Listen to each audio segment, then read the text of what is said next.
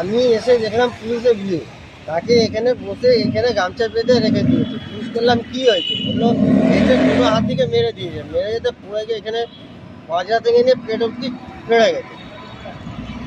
উনি কি বাইকে ছিলেন? বাইকে ছিল, মদ খেয়েছিল, বিশাল মদ খেয়েছিল।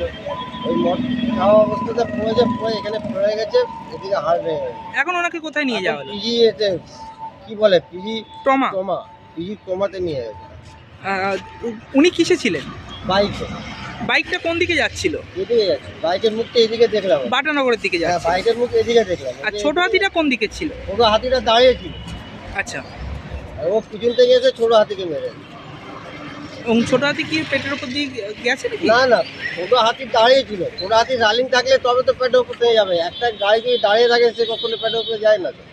সে এসে মেরেছে, মেরে পড়ে গেছে। ওনারই গাড়িতে পেটে ফেলে গেছে। আর নিজে এসে মেরেছে, নিজে পড়ে গেছে, পড়ে গেছে। এই হলো। পুলিশ এসেছিল? হ্যাঁ, মশতলায়। আপনার নাম? শেখ রাজা। এই জায়গাটার নাম? এই জায়গাটার নাম হচ্ছে ডাকঘর। দেখা বলতে এই একটা ছোটো হাতি দাঁড়িয়েছিল, বাইকটা বাইক অবস্থায় যে চালিয়ে এসেছিলো সে মদ খেয়েছিল, মানে হয়তো পড়ে গিয়ে পুরো গাড়ির তলায় ঢুকে গিয়েছিল। এখন ওনার পেটটা কেটে গিয়েছিল। পেটের উপর দিয়ে গাড়ি চলে গেছে? গাড়ি চলে উনি গাড়ির তলায় চলে গিয়েছিল, ছোটো হাতির তলায় চলে গিয়েছিল।